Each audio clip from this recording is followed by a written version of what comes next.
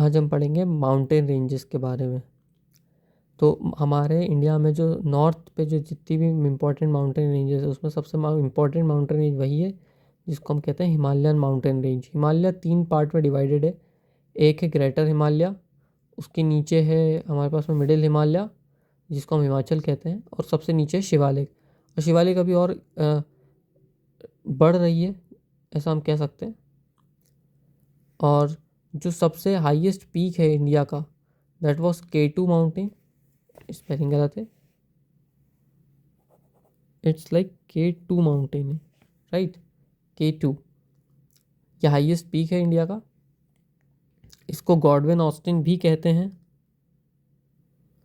और जो हमारा सब और जो इस माउंटेन रेंज का जो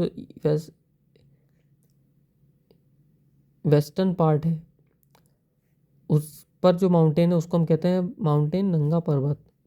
और जो मिडिल हिमालय हिमाचल पे जो माउंटेन है उसका नाम है कंचनजंगा।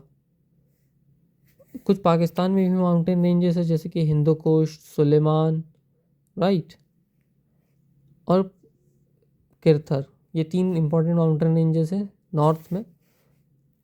एक्चुअली में पाकिस्तान तो इंडिया का ही पार्ट था, तो उस हिसाब से देखें तो, बट वो अब नहीं है। और भी कुछ माउंटेन रेंजेस है यहाँ पर, जैसे कि काराकोरम, लद्दाख, जश्कर और कैलाश। ये भी, इनको हम ट्रांस हिमालय कहते हैं, इनका नाम होता है ट्रांस हिमालय, राइट। और फिर यहाँ से और भी है जिसको हम बोलते हैं पूर्वांचल। पूर्वांचल में जो है वो 3 माउंटेन रेंजेस आती है। एक आती है पटकाई बूम, नागा हिल और फिर मिज़ो हिल। ये 3 हैं जिनको हम कहते हैं पूर्वांचल। एक और ग्रेटर हिमालय का जो वेस्टर्न पार्ट है, ईस्टर्न पार्ट है, वहाँ पर एक और माउंटेन है जिसको कहते हैं माउंट नमचा बरवा।